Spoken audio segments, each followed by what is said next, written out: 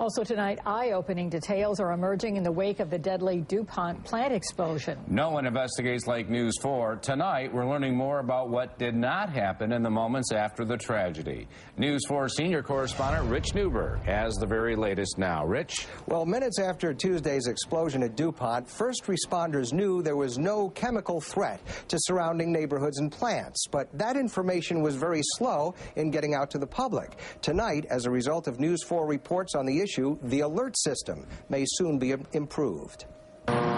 First responders had gotten the call of an explosion at DuPont on Tuesday at 11:09 a.m.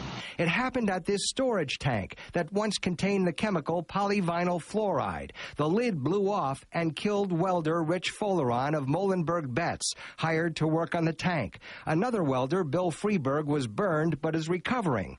Just minutes after the explosion, hazmat experts knew there was no threat of chemical exposure to the surrounding communities. At approximately 11:25, I had spoke with dispatch, who was in touch with command, and knew that it was an industrial accident. There was no leak, there was no hazard. But for well over an hour, that information was not relayed to the news media.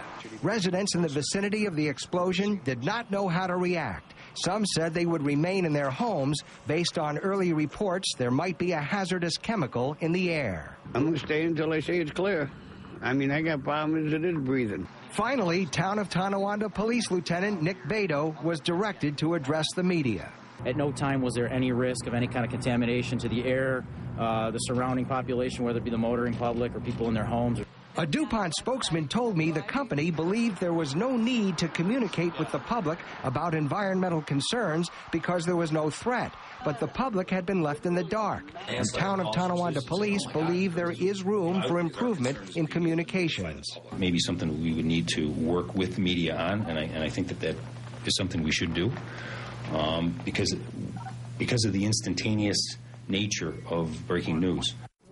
And Police Chief Palombo told me the Town of Tonawanda is also working on alerting the public through the town's website and on social media sites. A DuPont spokesman later told me the company is now reviewing the way it handled the communications after Tuesday's explosion.